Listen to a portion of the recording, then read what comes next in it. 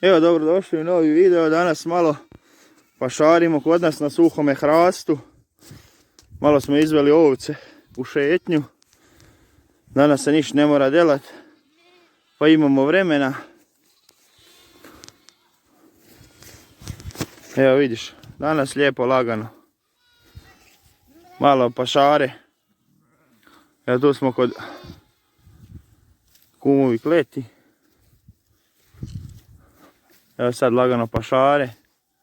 Uživaju. Vidite, sve je šikara.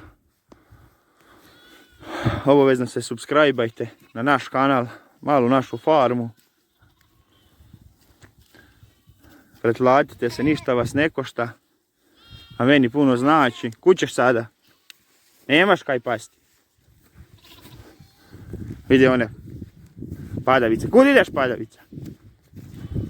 Ide. Ta je. Jebo je onaj. Jel nemaš kaj pasti?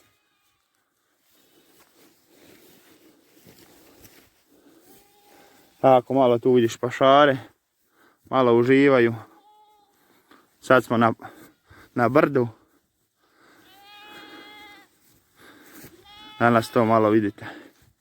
Nek uživaju malo, nek pašare pomalo, šta? Budu došle site kući. Evo tamo šarplaninka čuva, igra se, vidite. Nemoj da laje!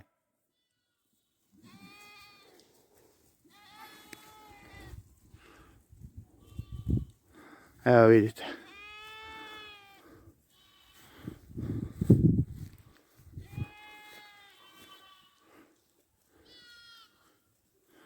Evo ga.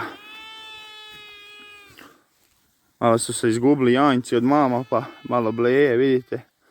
Išće mater. A mater se neće javiti, nema vremena.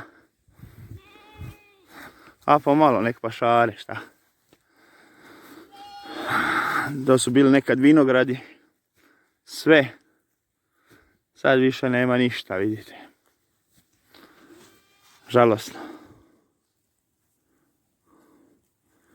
Šta možemo?